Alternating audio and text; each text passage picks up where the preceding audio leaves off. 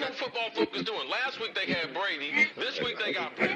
We're literally doing it differently from everybody else. As a matter of fact, moving forward from this point on, I will not make reference to PFF. Do you not understand that they are that way because you're Joe Flacco? And you just like to discredit things that people deserve credit for. That you can't possibly be expected to defend that. Talk about the game, Sam. So, who cares about what people think about us? Yeah, I like football season, and all the things that go with it.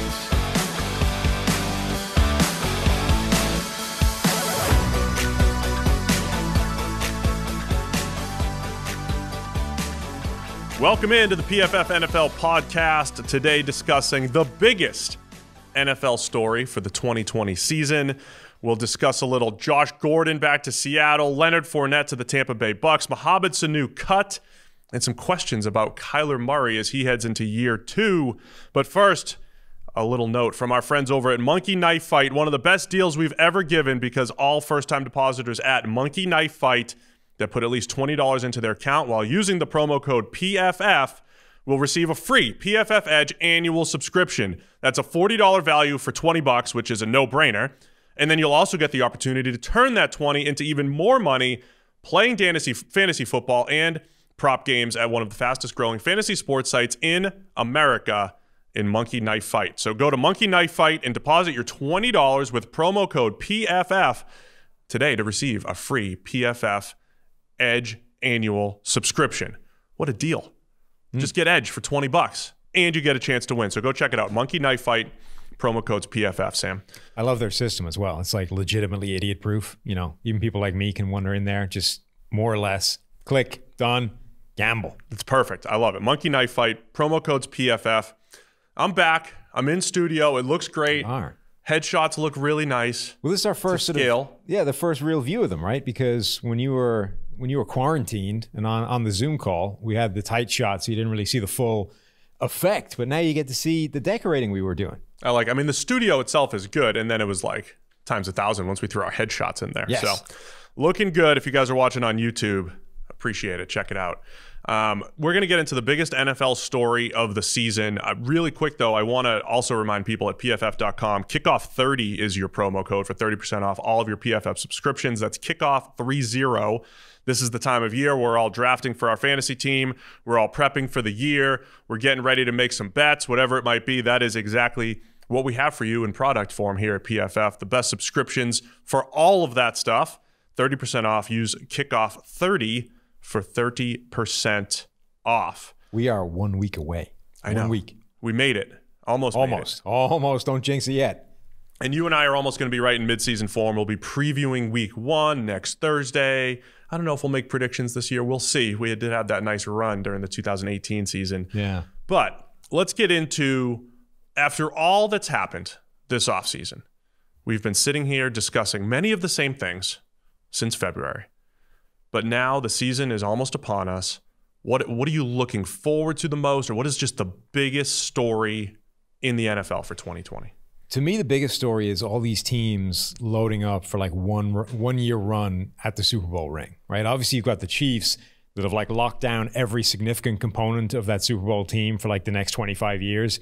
Andy Reid, the GM, they all get 6-year extensions. Mahomes gets his 12-year contract. They lock up Chris Jones. Like, they're bringing everybody back and trying to create a new dynasty or dynasty, whatever you want to go with. I like that you went dynasty, though. That was better. And then in contrast to that, you have all these teams that appear to be basically trying to roll the dice for one run. You've got the Bucs with Tom Brady, Tampa Bay, Gronkowski comes back. You add Fournette to the mix, whatever that does. You got all these offensive weapons there. They want to get a ring while Brady's still playing at a high level. You've got the Saints, who have done it again with Drew Brees. At some point, this cap disaster that is looming on the horizon for them is going to hit. But at least this year, they were able to take one more swing with Brees. And the way he's been declining late in the season, the past couple of years, I don't know how much longer he has left. The Colts are doing a similar kind of thing. They think they're like a Phillip Rivers away from contending. They've kind of loaded up for 1 year. You could even make the case for like the Titans, right? We were few plays away. We were one game away. Let's roll it back, run it back, bring back Derrick Henry, bring back Ryan Tannehill, and let's take another swing at this. So to me, there's just all these really fascinating teams that are seemingly, rolling the dice and going all in, pushing all the chips in the middle for this year. And that's got to lead to some pretty fascinating encounters. Yeah, I mean, I think that's what I'm going to lean toward too. I mean, I was going to say, it's Brady and the Bucs, it's Breeze and the Saints, but it's kind of that whole thing. It's such a quarterback-driven league, and most of the stories stem from the quarterbacks. And everybody likes to talk about quarterbacks and their legacy. So that's, once we get into playoff time every year, I'm always fascinated by that, right? Like this few weeks of action in January is going to, further sculpt this quarterback's legacy. So you mentioned Drew Brees has been dropping off the last couple of years, despite having really good regular seasons. He's 10 years removed from his last or his only Super Bowl, right? Is this the last hurrah for Brees? Tom Brady being in a new place in Tampa Bay with really good playmakers, but being 43 years old, outside of the New England umbrella where they won 6 titles. And the new report was that he was going to leave after the 2017 season and wanted to be out. It was in a book. It's coming out. And, they stumbled into another Super Bowl in a year that he didn't even want to be there. I mean, it's just crazy, right? Now he's in a whole new place. Lamar Jackson, until they win a playoff game, is going to be dealing with this legacy thing, right? Oh, this thing works in the regular season, but it doesn't in the playoffs. And then Mahomes, Brady has the 6 Super Bowls, which is like, nobody could ever get that close. But if the Chiefs win another Super Bowl, we're going to be sitting here a year from now if the Chiefs win another Super Bowl and be like, are they ever going to lose again? Are they going to win 9? They're already talking about chasing 7. Half the Chiefs this offseason have been talking about, let's not talk about 1 or 2. Let's go for Michael Jordan. Let's go for 7. Yeah, and so this is what I think is going to be great this year. You have Dak Prescott in Dallas, right? Like, he's coming off of his most productive year. They're running it back with all the same people, including play caller Kellen Moore. So are there going to be quarterbacks like a Dak or Carson Wentz? Are one of these guys going to get their first title? Aaron Rodgers, what happens to his legacy here? Does he get rejuvenated by throwing the ball maybe 150 fewer times this year, where they really take the ball out of his hands and all of a sudden, he's averaging 9 yards per attempt without great playmakers just because it's play action driven? I mean, so there's all these different storylines that are quarterback driven that I think are going to be the biggest stories here in 2020. Yeah, I mean, if you restrict it to just the quarterbacks, right? Think of how many all-time NFL legacies are kind of on the line this season, right? You've got Aaron Rodgers. I mean, if Rodgers bounces back this year, becomes vintage Aaron Rodgers, gets another ring, that puts him into a different conversation in terms of all-time status. Yep. If Tom Brady leaves New England, drags a Bucs team that haven't been anywhere near contending for years to a Super Bowl in a completely different environment with a new offense and all that kind of stuff, he's already in the top stratosphere and he's going further. I think he's already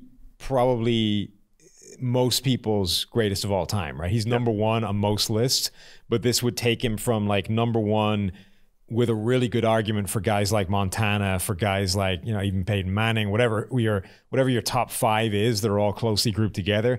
Like, this separates him from the pack, right? This takes him to a different level. Montana went to Kansas City, took a Chiefs team to the playoffs, but couldn't get them a ring. If Brady takes Tampa Bay to another ring, that would completely separate him. Breeze has these insane numbers, this incredible baseline, this absurd career, but just the 1 ring. And, 2 rings is the thing that everybody immediately, like, that's the benchmark, right? If you get 2, we no longer talk about rings. Until you get to 2, it has to be a conversation. Phillip Rivers had this incredible career, doesn't have any. Like, that completely changes the narrative on his career. There's so many of these quarterbacks where their entire, like, if they never played another down of football after this year, their legacy and the summation of their career completely changes depending on how this year goes. Russell Wilson always going to be looking for number 2. He's got 1.5 because they were close. They were so close in 2014. They had 1, could have had 2. That's interesting too. We went through in the 80s. there was Marino putting up the numbers and Montana winning the titles. And we've seen that stuff in other sports. There's like the stat getter, and then there's like the guy that wins or whatever it might be. But the last 10 years of the elite quarterbacks, they've all won. You know, Brady, Breeze, Manning, Rodgers, Big Ben has his, Wilson has his. I mean, when we talk about like the best quarterbacks who don't have one, you're talking about like the Matt Ryans of the world and Phillip Rivers of the world. You're talking about that next tier. So those guys always looking for their last, maybe not Ryan, but Rivers looking for maybe his last opportunity in Indianapolis. So there's certainly more to football than the quarterback, but I do think that is what I'm really looking forward to this season, is all those different storylines. And then just the other quarterback-driven story is what we've said, the fact that there's a legitimate 25 to 30 starters in the NFL. Like there's not, the NFL's not lacking in starting NFL caliber players, quarterbacks, but that leads to a wide open league, right? It sounds top heavy. You know, we think the Saints and the Bucs and the Ravens and the Chiefs, we think these teams are going to be good, but it also opens up a random team like the 49ers last year, right? Like when you do have the mid-tier quarterback and the situation's right, the environment is right, you never know when the 2018 Rams show up, the 2019 49ers show up, and I think that is going to make the season exciting too. The 2019 Titans, like who is the team with maybe an unexpected quarterback where everything comes together? The other thing is, we're still in this, as you know, all too well over the last couple of weeks, we're still in this COVID world where your entire situation can get jacked in a heartbeat and everything changes. The NFL has done a really good job so far. Once they came together with the NFLPA and they all hammered out the protocols and the rules and how this is going to work, and they dumped preseason and all this kind of stuff, they've done a really good job at essentially creating these 32 team. They don't want to use the word bubbles, but they kind of are, right? You need to get scanned and stuff before you go in to the locker room, all this kind of stuff. They've done a really good job actually of keeping this all tight and no insane outbreaks that have decimated like entire meeting rooms and all this kind of stuff. At some point, you get the impression that like there's going to be an outbreak somewhere, or excuse me, or somebody, hopefully somebody significant is going to get it, right? And the NFL doesn't have a great contingency built in terms of, if you got to shut a guy down or shut a meeting room down for 2 weeks, isolate them and come back. Like there's no easy buy in there to sort of kick, to reschedule games and rejig the schedule. Right. My hunch is that's going to affect this season somehow, right? Either you're going to get crazy starters for a couple of weeks or a week because a quarterback room has gone down, or, who knows if the outbreak is severe enough that an entire team is going to have to like forfeit a game or try and get one rescheduled. But how that pans out is going to be interesting to see, because the league has gone through weird things before, right? We've had strike shortened seasons, we've had all kinds of stuff, and it doesn't change anything. Like the 82 and the 87 season don't come with an asterisk next to them. You just see the different win totals, and it's like, oh yeah, that was the strike season. Right. It feels like this year something similar will happen, right? COVID will impact this season in some way, shape, or form. How that happens and who benefits and who loses is going to be an interesting thing to watch. I think we're going to get to, from a gambling standpoint, a little information about home field advantage. We're going to get, the old, like it's 3 points. Yeah. And it's only a 1 year sample size. And last year's home field advantage was nothing, which was fascinating and out of nowhere. So you don't want to overrate one season, but are we going to come out of this season saying, hey, everything, travel isn't actually a big deal. It is the crowd noise. It is the stuff that was missing this year that is normally the home field advantage. So I think that'll be interesting too. It's more data points, more data to look at there. So let's get into some of the big news and notes from around the NFL, including Leonard Fournette. It depends on which day you're talking about Leonard Fournette news. The first piece of news was he gets released by the Jacksonville Jaguars and unable to be traded. They could not find a trade partner for him, and then he goes to the Tampa Bay Bucks. It is just hilarious because we have a completely different perspective here, and we're not going to bang the running backs don't matter drum that hard today, I don't think.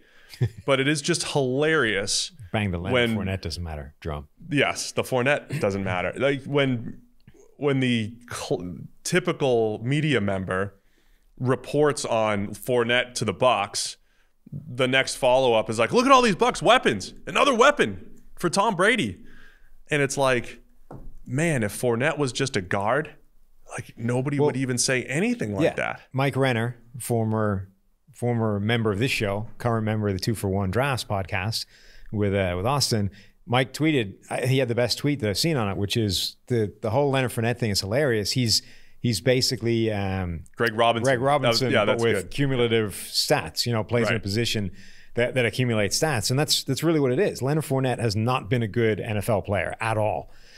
But he plays in a position where he can rack up a bunch of statistics, right? Rushing yardage, catches, all those dump-off passes, whatever it is. And you can look at a way that makes his numbers look very good. If you look at, like, since he came into the league, he's like top 5, I think, in rushing, something like that.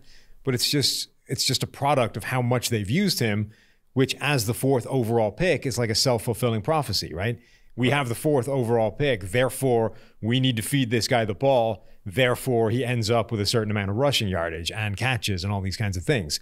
But when you look at all the things that are sort of trying to isolate running back performance, yards after contact, broken tackles, all these kinds of things, he isn't good at all. Right. So he gets cut. They couldn't find anyone to trade him for. He then goes unclaimed on the waiver wire. Nobody wanted to pick him up for the relatively modest contract it would cost.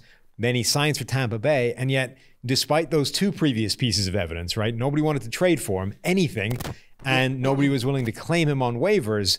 He signs with the Bucs, and everyone's like, oh, that throws the Tampa Bay backfield into chaos. No Ronald Jones anymore. Fournette's going to get the carries. There's somebody was feeding Ed Werder, some defensive coach was feeding him a line that, Fournette's a great pass blocker, and that's why they picked him up. Really important thing in that Bucs offense for Tom Brady. Leonard Fournette's career PFF pass blocking grade is 36, I think, 35. Yikes. It's awful. Also, he's done it like 150 times in 3 years. It's like he's less than 3 times a game. You're asking that guy to stay in a pass block. If that's a reason you're going to make him a big part of your offense, you're out of your mind. So I think it makes that backfield really interesting because they've now got like 5 guys, right? Right. And that in and of itself is interesting. Like, what is that backfield actually going to look like? But I think people are kind of going a bit out of control in terms of how much like Fournette is going to be the guy there.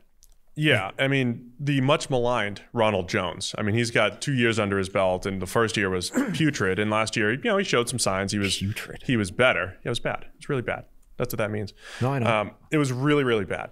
He had a higher grade last year than Fournette has had in 2 of his 3 years. Fournette's peak was 2018, a 70.9 overall grade. Last year, Ronald Jones was high 60s, which, Fournette last year was low 60s. I mean, it's like the only, if Fournette, there's 2 things working in Fournette's favor that make people look at him favorably. It's 4th overall, as you said, in the AFC Championship in 2017.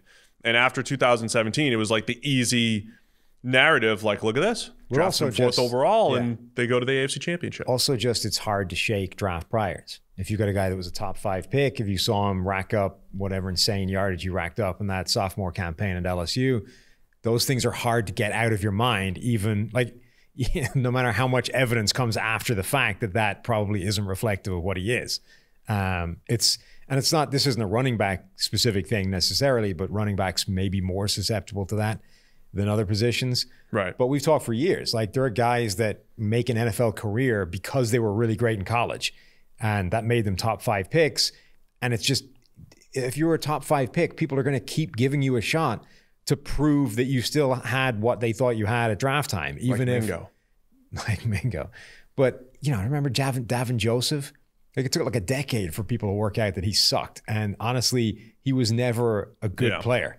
And then the funny thing is, he started a lot of games. Right. And that's the thing. So as long as the Bucs were starting him, it was like, well, he's a quality first round talent. And then as soon as they dumped him, nobody ever picked him up again, because at no point was he ever actually justifying that draft status. So the problem in Tampa Bay, again, the whole Brady storyline this offseason, obviously Brady likes throwing to the running backs. It's a new system, but you're still going to want to have a running back who is a pass-catching threat. And they don't really have one. You know, it's when it comes to the threats, they drafted 2, Keyshawn Vaughn, Raymond Calais. Neither guy has really played in camp or done anything in camp besides fumble. So the rookies probably aren't going to be the guy. Ronald Jones isn't exactly catching the ball really well, nor did he at USC. So he doesn't have a history there. LaShawn McCoy is on his last legs and can at least... But he's going to be the guy. He'll be the guy. He can at least like run the basic patterns, like here's an option route, turn left or right. I mean, he can do some of that stuff, but he's not as dynamic as he once was. Right. Fournette is absolutely not the guy. So I think you're looking at this entire backfield and it's like, well, McCoy, if you're looking at like who's Brady's favorite going to be, it's probably going to be McCoy. And then it becomes a battle between Ronald Jones and Leonard Fournette to have, you know, to steal more of your traditional in between the tackles type of runs and carries and, you know, 2 tight end set type of work. And that's, you know, maybe a wash between Jones and Fournette. Well, it's interesting trying to parse out what Bruce Arians is saying because he's being, the question is he telling the truth or not? Because he's actually being very clear with what he's saying is happening, but because they then go and get Fournette, it's like, well, is everything a lie? Like, have we just been in the Matrix the whole time? Is this all an illusion? Is this all a program running around us? Or is this actually what's happening? So he's come out and he said, look, Ronald Jones is our guy. Like, we brought Fournette in because running back is a position that's incredibly attritional in the NFL, and we're going to need backups. So that's what Fournette is. They've already told LaShawn McCoy that, hey, you're still, like, you have a role here. You're the third down guy. So in theory, if Bruce Arians is telling the truth, Ronald Jones is still the workhorse, or at least the run-heavy element of the offense.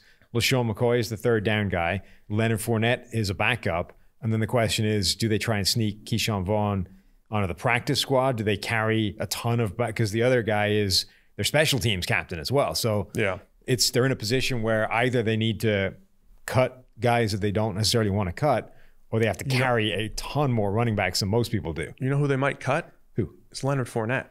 I mean, this is very possible. So this is also one of those things, right? Like, not everything's a story. Yes. And I always use the Tim Tebow example going to New England, right? Which was simply Bill Belichick kicks the tires on former first rounders. Yep. Not Bill Belichick. Everybody in the NFL does, to your point. Is it just, hey, let's bring him in. Maybe he's 250 and runs 4.3. Let's just see what he looks like at camp. Maybe he's a freak athletically and just looks better than he did, even though he just got released. Maybe. And if he doesn't, it's like, all right, we tried. Yep. See, we didn't, you know, we don't lose anything in this. That's certainly a possibility because, by the way, he went unclaimed from a waiver standpoint. Nobody wanted to spend. I don't think I've seen million. Anybody suggest that yet. And yet I think that is one of the more likely scenarios of all the possible things they could do to get down the numbers in that backfield. He might actually be just in and out. Quick break to tell you about our friends over at Underdog Fantasy. With Underdog, all you need to do is the fun part, which is draft. Forget about injuries, trades, waivers, or setting lineups. Just set it and forget it. Wait for the winnings to come in because this year they have a $1 million tournament. That's right. Just draft the best team and you have a shot at $1 million in prizes. Sign up for Underdog today and enter the Best Ball Mania for a chance at the $1 million in prizes by going to UnderdogFantasy.com. So it's UnderdogFantasy.com, or you go to your app store and search Underdog Fantasy and then just enter the promo code PFF after you make your first deposit. Don't worry about your lineup. Don't worry about injuries. You set it, you forget it. You have a chance at $1 million. There's even a $5 entry. There's $100,000 in other prizes. I mean, it's a great way to do it, and it's what I'm really good at, which is drafting. And, you know, I don't always pay attention to all my fantasy leagues, but that's why I think Underdog and Best Ball is the way to go. We're busy. We're busy in season. This is the most fun part anyway, is the drafting. So draft a ton of rosters and then just set them and let's see what brings back prizes at the end of the year. And if you do have PFF's tools as part of PFF Elite, you probably have better odds at this $1 million. So go check it out, UnderdogFantasy.com, or search Underdog Fantasy in your app store. All right, the New England Patriots released Mohammed Sanu. I'm going to go back and admit, while it was certainly rich to maybe give up a second rounder for him, I thought they'd at least get production out of him. Yes. I thought last season, don't forget, let's just rehash what happened last season with New England. Within 1 week, or before the season, they got Josh Gordon back. We'll talk about him in a second. This is like the annual thing. Josh Gordon's reinstated here in August. They got Josh Gordon back, and then they did the whole Antonio Brown thing, right? So you go into the season, and it's like, okay, look at this. Then people were expecting to pull, pull Gronk out of WWE, and there were rumors that the Patriots were going to be trotting out Josh Gordon, Antonio Brown, Gronk, Julian Edelman, boom, Super Bowl number 7. And before you know it, Josh Gordon has his issues again. Antonio Brown has his issues. Patriots have nothing. They're lacking at wide receiver. Julian Edelman, and they have the worst tight ends in the NFL. Julian Edelman is the only threat. So week 7 or whatever it was, they trade for Mohammed Sanu for a second-round pick. Now, even at the time, people were like, listen, Mohammed Sanu's not worth a second. We're leading up to one of the best wide receiver drafts maybe of all time. You're going to have a stud available in the second round at a position that's always a need, seemingly in New England. So the long-term play here is probably not great. But at the same time, Brady had a history of success. They needed a compliment. I thought that you would get wide receiver 2 type of production out of Sanu. That was not the case last year. He was banged up. He wasn't very good. All of that. And now, after looking slow in camp, having offseason surgery, Sanu has been released. This is one of the worst moves, if not the worst move, of Belichick's general manager tenure. Particularly when you consider what second-round picks have been doing for other teams in the recent past. Yes. You know what I mean? Like, Patriots essentially set fire to a second-round pick for a quick rental of a guy that couldn't get open. The Vikings have parlayed a second-round pick into Yannick Ngakoue, who may not be an elite pass rusher, but is a good young pass rusher with upside. The Arizona Cardinals traded a second-round pick and a contract they didn't want anyway for one of the best receivers in the NFL. Like, if you'd hung around for a little bit longer instead of Mohammed Sanu, maybe you could have got Nuke Hopkins. Like, yeah, it's bad. Well, even last year, Emmanuel Sanders was a third rounder to the 49ers. So and Sanders would be perfect in that offense. He would have been transformative. In 2 moves that Patriots fans could look at and say, okay, here are 2 things that happened in the last 24 months or 18 months or whatever. They drafted N'Keal Harry over, say, A.J. Brown. Mm-hmm.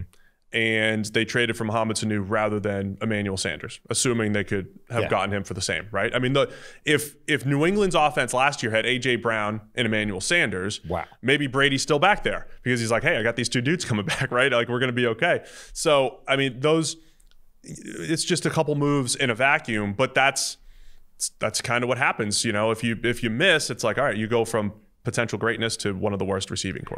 It's another good example of like fading the offseason hype stuff, right? Because all offseason it was like, well, Mohammed Sanu was injured last season. He's been working like a trooper all the way through this offseason. Look at these videos of him running hills and catching passes and all this kind of stuff. You're going to see the guy that they traded the second-round pick for this year. And then it's actually, no, he's getting cut before the cut down days. They were just getting rid of him. No, bye. On a team that needs receivers. Yes, like a team that desperately needs the guy they traded or they thought they were trading for has said clearly, he isn't that guy, and we're cutting bait now rather than stringing it out any further. So that leaves, we talked a little bit this offseason about the pressure on N'Keal Harry, a guy that has a Demaryius Thomas type of skill set. But I mean, even to just have that, Demaryius Thomas had some really good seasons. Like, just even get to that point, we've got a ways to go. But is he going to be the true number 2 now behind Julian Edelman? So the way it shakes out, you've got N'Keal Harry as your big-bodied possession type, maybe. Damiere Byrd as your stretch the field speed type. Jacoby Myers, to be honest, on the field probably outperformed Mohammed Sanu last year anyway as an undrafted free agent. He was intriguing as a rookie.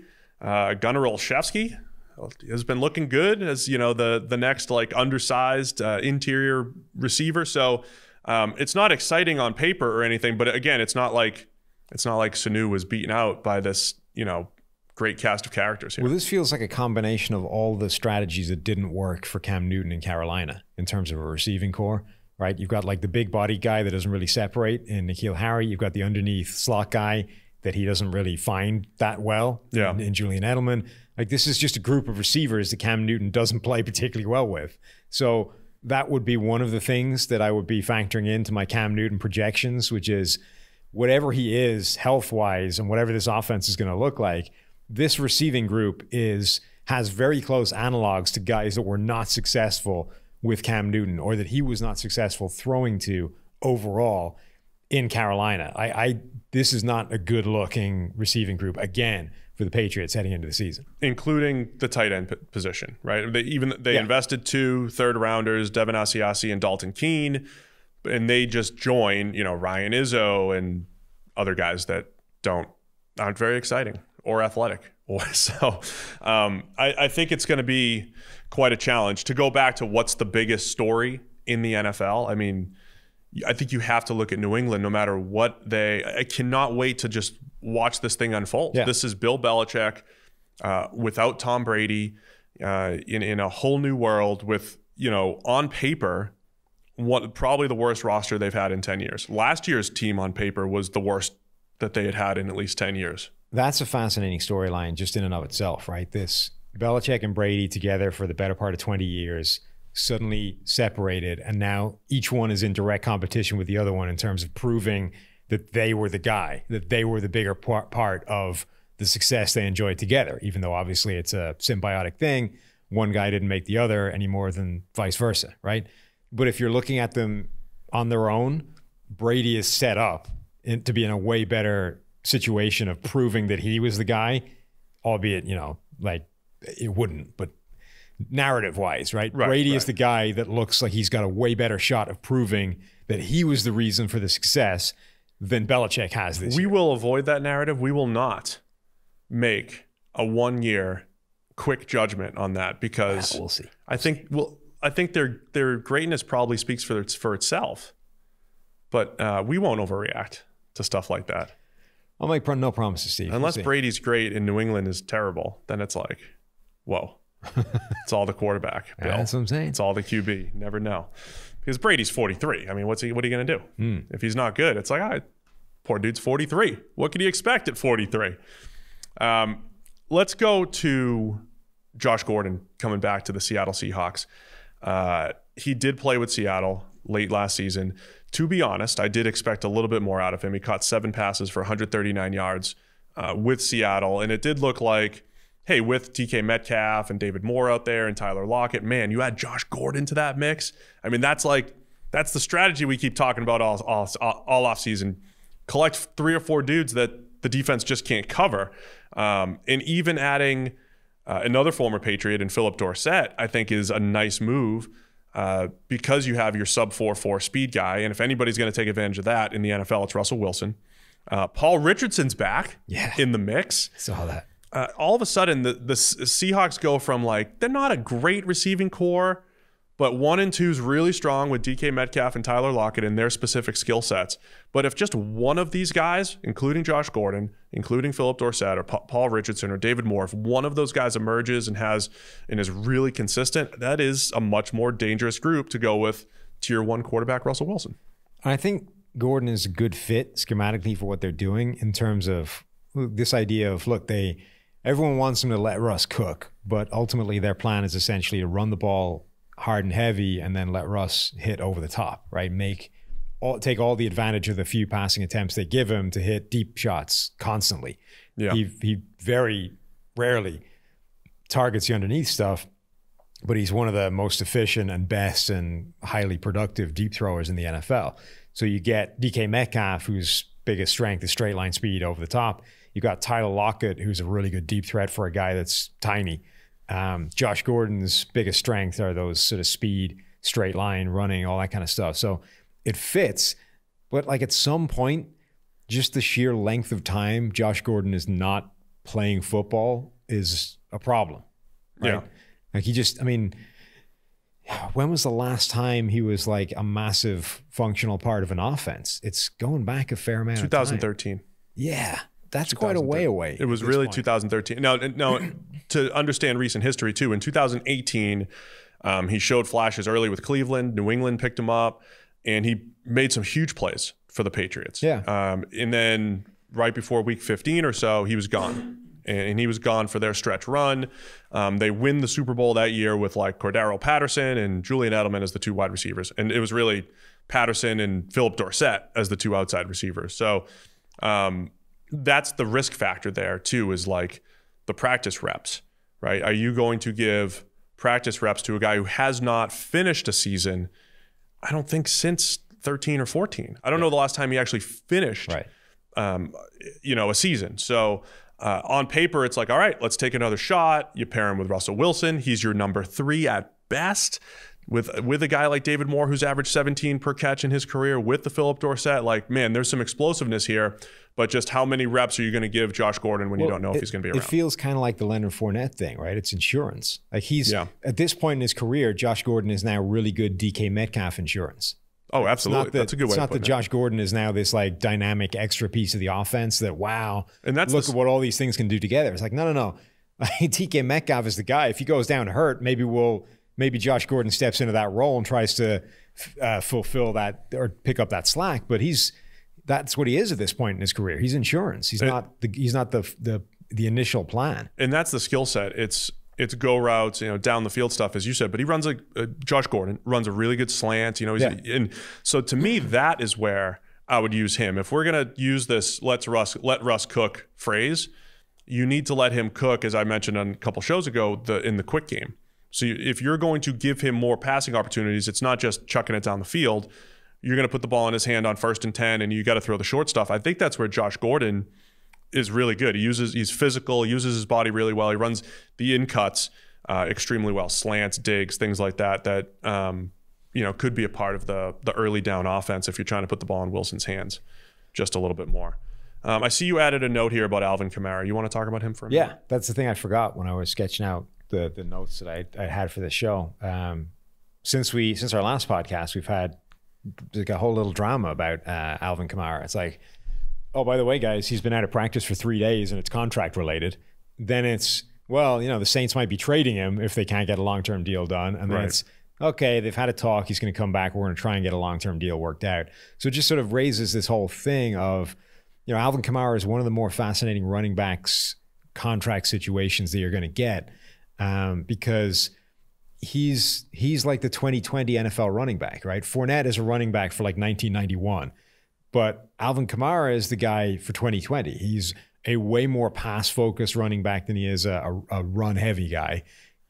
People talk about him not being a workhorse or a bell cow, but in terms of like snaps, like he had way more snaps than Derrick Henry, despite being injured. You know what I mean? Like he's snap-wise, he's right there in terms of workload. It's just that they don't give him 300 carries a season. He's not a workhorse in terms of like ground carrying attempts, but he's a workhorse in terms of how much he's on the field and the impact that makes.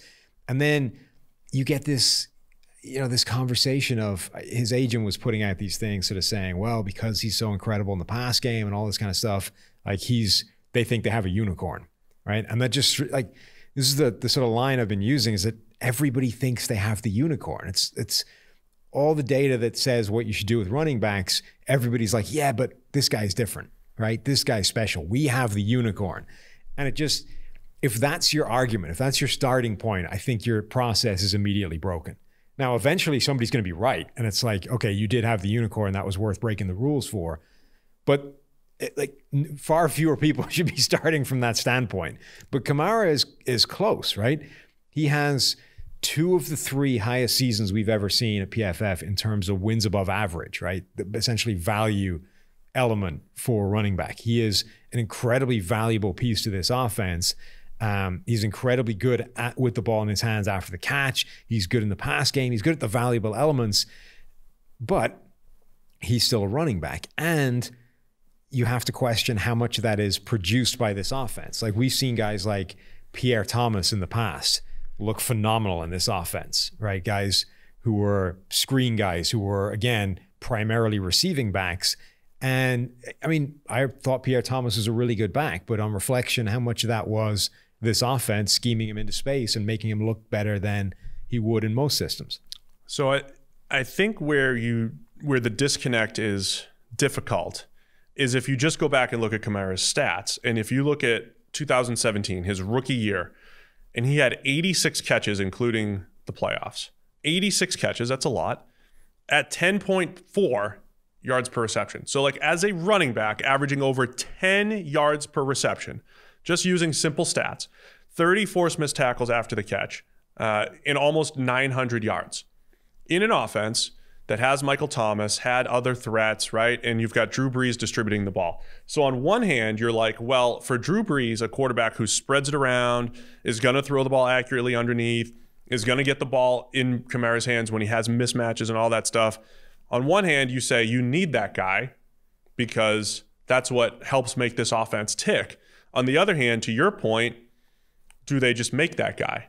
As awesome as Kamara is, and the one thing he has done is broken tackles. He did it at Tennessee in a limited role, right? He was sharing carries with Jalen Hurd back in the day. It was both of them with Josh Dobbs in the backfield, which is really tough to defend. He was sharing carries back then. He started sharing carries with Mark Ingram, and then evolved and started to take more of the workload. To your point, and they got Latavius Murray back there. So I don't think it's completely interchangeable. Like if you gave Mark Ingram Kamara's role, or if you gave Latavius Murray Kamara's role, like I don't think you're getting the same production there. But at the same time, I don't know that he's so indispensable that this offense isn't going to run. So if he's not out there and you don't have a direct replacement, okay, you probably get a few more targets for Jared Cook or Emmanuel Sanders or for Michael Thomas. Yeah, I think those guys are, different stylistic backs, so I don't think that's necessarily the question. The question for me is more, well, what if instead of giving Alvin Kamara that role and that money, what if you give a Tariq Cohen that role, or a James White, or a back that has that style of play but is going to cost significantly less? Like how much is what Kamara is doing right now a product of him being the right style of player and a good player, but how much of it is that New Orleans system essentially letting that style of player flourish more than most offenses do? Because that's the question, right? The question you're asking yourself when you're determining if you want to throw Christian McCaffrey money at him is, how replaceable is he? And how close can we get to that production with significantly less capital outlay? The other thing, though, to consider is the general shelf life of running backs. Part of the reason why we have this take on running backs is look at Kamara and his grades in the last few years. 90 as a rookie, 84 in 2018. Last year he drops to 68.9. So he's been battling injuries just a little bit. His performance hasn't been as good. And then all that said, like I cited his rookie year stuff, right? 10 yards per catch. That dropped to 8.8 in 2018. Last year, he caught 6 yards per reception. So I'm just using simple numbers to just tell a simple story. A guy that 3 years in the league has had declining production. But he was injured last year. He was injured, right? But that's part of this. Yeah. That's part of this equation, right? You can say, well, he was injured, chalk it up to that, but you also say, well, that's part of the running back thing. This is why we don't invest, because that happens more often.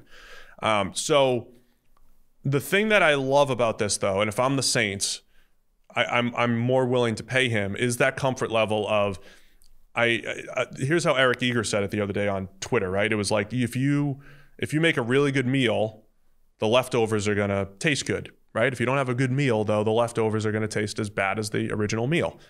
The good running back, the good receiving running back is always, it's the leftovers of a good meal. And that's when it all works well. Now, the catalyst for that is also the elite quarterback, right? Like you mentioned James White, because you have a Brady, he's got other guys to throw to. And then, oh, by the way, when James White needs to take over a game, Brady and him can get on the same page and do it. It takes a quarterback to be there too.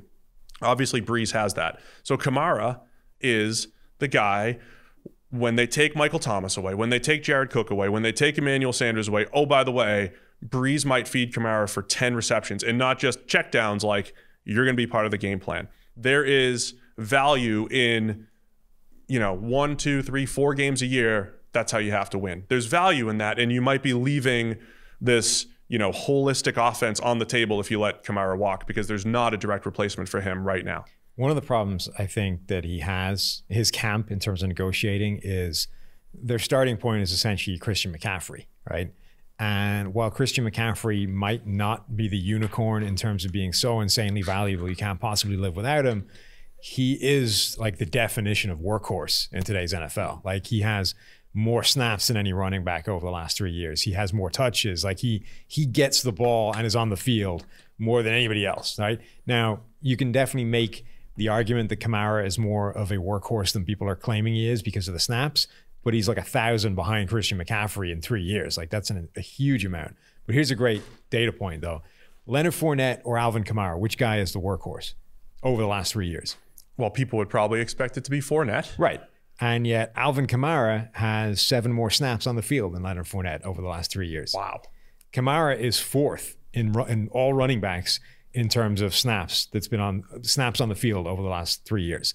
Like in terms of participation and how much he's on the field and therefore causing problems for defenses, 3 guys have been ahead of him. Yeah, and here's the thing, right? And again, it takes having a great quarterback to see all this stuff too. So it's always aided by having Drew Brees there. But like when you play football, you go into the huddle, you split out into a formation, and the best quarterbacks, either get tells from the formation or they understand the mismatches from the formation or whatever it might be. The way Kamara is used with his skill set that nobody else on the Saints has right now, because he does run receiver type routes really well. Like he'll run a stutter go every now and again for Brees, right? When you see the slow linebacker on him, first off, if he's walked out, okay, we know it's man. If it's a corner on him, hey, we know it's zone. There are things like that where his skill set allows for those things to happen. And it's not this in a vacuum, well, we're going to feed him 15 targets a game. It's just, again, in those games where the mismatches are in his favor, that's a style, that's a way that the Saints can win. And to me, that's a balanced offense. So I think if he's not there for the Saints this year, they lose a little bit of balance on offense. And the balance, again, being my definition, being able to throw short, intermediate, deep, and running the ball when opportunity is there. I don't see anybody offering this to them, but if you were GM of the Saints, Steve, yes. If somebody offered you a first-round pick for Kamara now, would you take it? The Saints are the only team where I might not consider it. The Saints are the only team because they are in this short bubble deal. Like, yes, in a vacuum, that's what I've said for a while, right? Like, if I ever did make the mistake of drafting a running back in the first round, if after 2 years he had Christian McCaffrey numbers or Kamara numbers or whatever, the smart move would be to then flip him for a first-round pick. And it's like, hey, you got this high-end production out of a guy, which is maybe a little bit better than your replaceable back, and I still was able to get that first-round pick back. So yeah, normally I would do that. I would make that move. Yeah, I kind of agree. I think generally I think you would you trade him away for the first-round pick, but there's no way this team isn't getting blown up whenever this rolling the dice, kicking the can down the road thing ends. At which point, it doesn't matter. Like you're not. The first-round pick isn't doing you any good. Like this thing is going to hell for a while after it eventually gets blown up. So let's keep the pieces that are important that we know are a sure thing. I think they're both kind of in the right spot in terms of, if you're Kamara, absolutely your starting point should be McCaffrey's contract. And if you're the Saints, absolutely you should be trying to pull back as far from that as possible. Not just because you should always be trying to get them for as cheap as possible, but because I think you can fairly make the argument that, look, you're really valuable and you're really good, but you're on the field for 1,000 less snaps than McCaffrey over 3 years. You don't deserve that level of money. And McCaffrey has done it more on the ground. And sure. There's still that perception that, like, well, if you're getting the handoff, that's different than going and running a route. So it does feel like McCaffrey's more of a workhorse because of the way he's used. Let's wrap it up with Kyler Murray, a guy that we liked a lot coming out of college. Let's just rehash all this. We liked him coming out of college. He only had 1 year in college, but he was awesome at Oklahoma. To be fair, we've graded every Oklahoma quarterback extremely well now. We've got 3 years of Baker Mayfield. We have a year of Kyler Murray, and we have a year of Jalen Hurts. And they've all graded extremely well. But Murray was right there with Baker, a tick above what Hurts had. After Murray's first year at Arizona, the offense was much better, but there's a key number. There's a PFF number that says, don't believe in him for next year. And that's his clean pocket passing grade. Dead last year among all starting quarterbacks. Out of 38 qualifiers, dead last, 68.3. Clean pocket grade, the thing that is as stable as any other number that we have from year to year. Are you concerned about Kyler Murray? A little. I think it's more than one number as well. I think there's a few things that you look at. There are others too. I was doing a quarterback rankings, and Murray ended up landing 19th.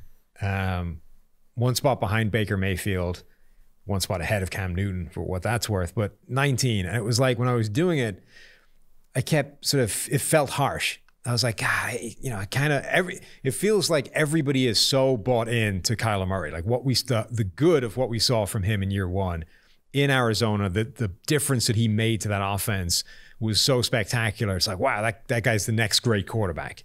And that may all be true, but it feels like at this point we're overlooking a lot of negative and a lot of bad things and things that won't necessarily just disappear between year 1 and 2 to make that projection, right? It's like, look, these incredible things he does well are great, and he does a lot of them, and they're really hard to do, so he's going to be great. Like, okay, but some of the stuff he's not doing well are the things that are easier to do and should be done more regularly, and you wouldn't expect a guy that has that upside to be bad at them.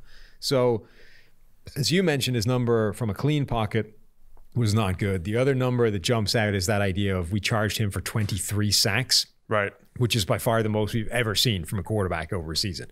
Like an insane number. The quarterback alone being specifically charged as at fault for 23 sacks in a season is nuts.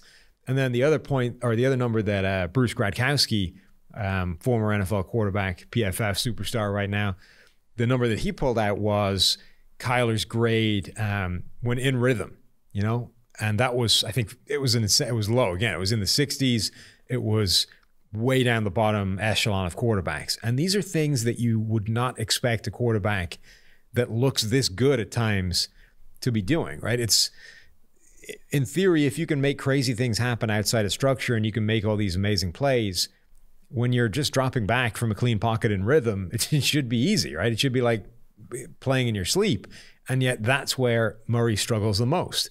And I'm sure at some point, like, he's going to have a different profile of playing the game because of his height than a guy like Tom Brady, right? Who's whatever he is, 6'4", 6'5", and can see perfectly in the pocket. He's going to have a different play profile than that guy because of the height stuff, right?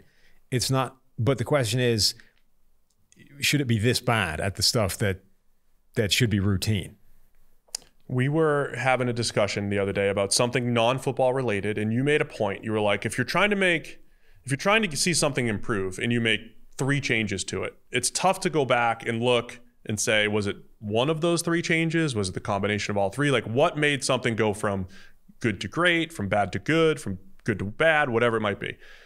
That's where I have trouble now looking at Kyler and the Arizona offense. The 2018 offense was so bad. Right. I mean, it was one of the worst that we've seen in NFL history. It was one of the worst offensive line performances we've seen in NFL history. It reminds me a little bit of like when Peyton Manning, the one year that he didn't play, and everybody, and that people joked like, the Colts are so bad, you have to give Peyton Manning the MVP because he didn't play. And look how bad they are. And it's like, were they bad because Peyton was great? Yes, Peyton's great.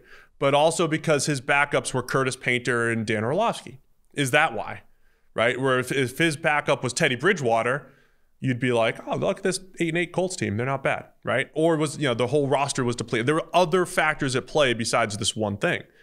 So the Arizona offense from 2018 to last season took such great strides.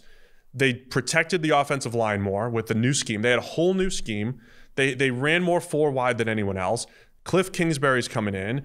You have rookie Kyler Murray. You had a lot of different things in there. So I think the optimism for Kyler is, well, look what he did to the 2018 Cardinals. And there's merit there. There's something to that. But I also think when you're coming from such a baseline of bad, then maybe it's overrated just a little bit. I made the same point with the Texans and Laramie Tunsil, right? You go from the very worst left tackle to Laramie Tunsil. Tunsil looks like, right, you know, Orlando Pace. Yeah, I mean, ultimately, I think I'm kind of with everybody else in terms of I expect him to be good, to be really good maybe. I think we're just reaching a point where let's maybe just tap the brakes a little bit. Let's not get completely out of control because there's some really kind of concerning parts to his game that I think everybody's glossing over. I mean, ultimately, the PFF grade for all of those rookies was in the same ballpark, right? For different reasons. Like, they all had like different flaws that kept them pulled down, and they all had different strengths that, you know, that limited how high they went. But ultimately, they all kind of graded in the same area, which I think sort of tells a story, right? And we're, you know, there are big areas of concern for Daniel Jones. There's huge areas of concern in terms of what Gardner Minshew's ceiling is because of his physical tools. You know, Dwayne Haskins being virtually written off by most people because of his rookie performance. And yet Kyler Murray, it's like, this guy's a superstar. He's already there. Like, well, not yet. I mean, he didn't really separate himself that much on a very broad strokes overall level from these other guys. Now, you can definitely point to things that he did significantly better and be therefore more encouraged, but again, in order for that to happen, you do need to like change the dynamic and shift and eradicate all of the negatives that we see that he hasn't really shown a sign of doing yet. Let's wrap it up with this, because you could use the same argument that I used and just call it a positive for Kyler. You could say that Arizona was so bad in 2018, the fact that they were reasonable on offense last year, Kyler gets the credit. But however, there were other factors at play. Here the numbers from a PFF standpoint that we would look at to project a guy going forward: clean pocket grade, non-rollout plays, no play action, passes at or beyond the sticks, negatively graded plays. He was below average in all of those. So all of the more stable metrics from year to year, he was below average. He was a rookie, yes, but there's actually not a number from his first year, other than maybe like deep passing performance, I think was solid. There's not a number that you feel that encouraged about. All that said, having DeAndre Hopkins, I think we're gonna learn a lot about him. Just having the wide receiver one and the trickle down to having those other guys that were ones, like Larry Fitzgerald as a one and Christian Kirk as a one, those guys being 2 and 3 and 4. I think we're gonna learn a lot about Kyler early on. So that'll do it, man. Let's wrap it up. Next week, it's NFL season time. Yeah. So we'll have, do you want to do predictions on Monday? Okay. We'll do bold predictions or, sit on a fence predictions, whatever. We got to make our bets, lunch bets.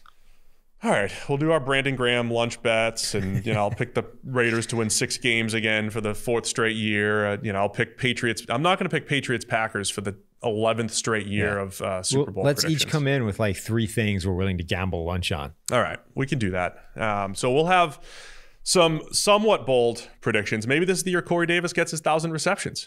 That could be my bold. Hall of Famer in the My bold predictions always work out extremely well. So before we get to Monday, though, I want you to go to pff.com and use the promo code KICKOFF30. Get your 30% off your PFF product so that we can have this conversation, so that you guys can give us your bold predictions, which you guys should do. Hit us up on Twitter with your bold predictions, with your 30% off, where you do your research.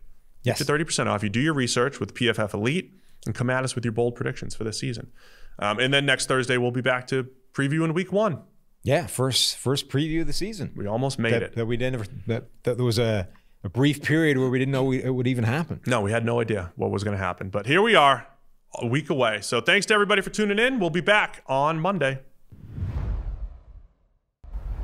You want to get rid of me and get back to more great PFF YouTube content? All you have to do is push that button right there and subscribe. Thanks for watching.